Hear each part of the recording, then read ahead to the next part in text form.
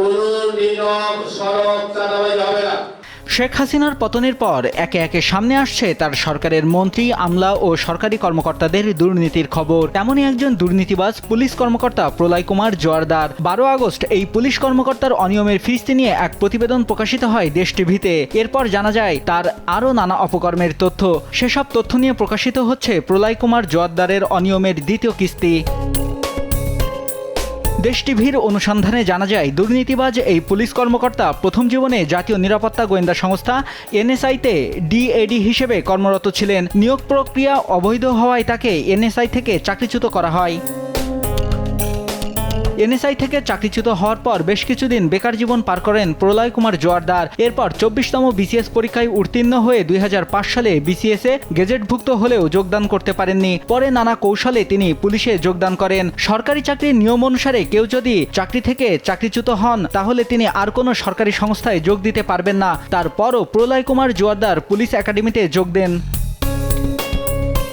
এখানেই শেষ নয়। নিয়ম অনুসারে পুলিশ কর্মকর্তাদের 1 বছরের প্রশিক্ষণ করার কথা থাকলেও মানা হয়নি প্রলয়ের ক্ষেত্রে। প্রশিক্ষণ শেষ না করেই দুর্নীতিবাজ এই কর্মকর্তা সরাসরি সাবেক প্রধানমন্ত্রী শেখ হাসিনার প্রোটোকল অফিসার হিসেবে নিয়োগ পান।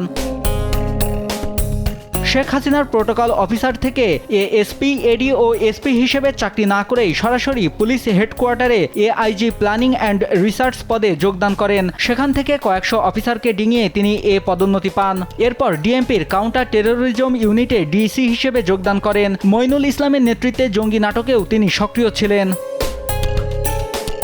এরপর তিনি নরসিংদীর পুলিশ সুপার এসপি হিসেবে যোগদান করেন। মাঠ পর্যায়ে চাকরি না করলেও তিনি অনিয়ম করে পুলিশ সুপার হন। এরপর তিনি যশোরের পুলিশ সুপার হিসেবে যোগদান করেন। সেখানে থাকাকালীন চোরাচালান কারবারিদের সঙ্গে সখ্য গড়ে ওঠে তার। চোরা কারবারিদের থেকে পেতেন বিপুল চাঁদা, মালিক বনে যান শত কোটি টাকার। এ সময় তার সঙ্গে সম্পর্ক গড়ে ওঠে যশোর 6 আসনের সাবেক এমপি ও জেলা আওয়ামী লীগের সাধারণ সম্পাদক শাহিন চাকলাদারের। মাফিয়া হিসেবে পরিচিত শাহিন চাকলাদার ও প্রলয় কুমার জোয়ারদার মিলে যশোরে এক ত্রাসের রাজত্ব কায়েম করেন। যশোরে অপকর্ম করায় তার বিরুদ্ধে একজন এমপি অভিযোগ দায়ের করেন।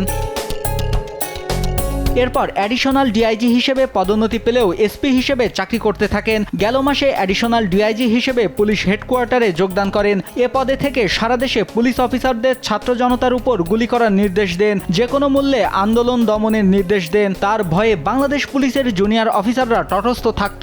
কথায় কথায় ভারতীয় গোয়েন্দা সংস্থা র ও প্রধানমন্ত্রীর রেফারেন্স দিতেন, পাত্তা দিতেন না স্বরাষ্ট্রমন্ত্রীকেও।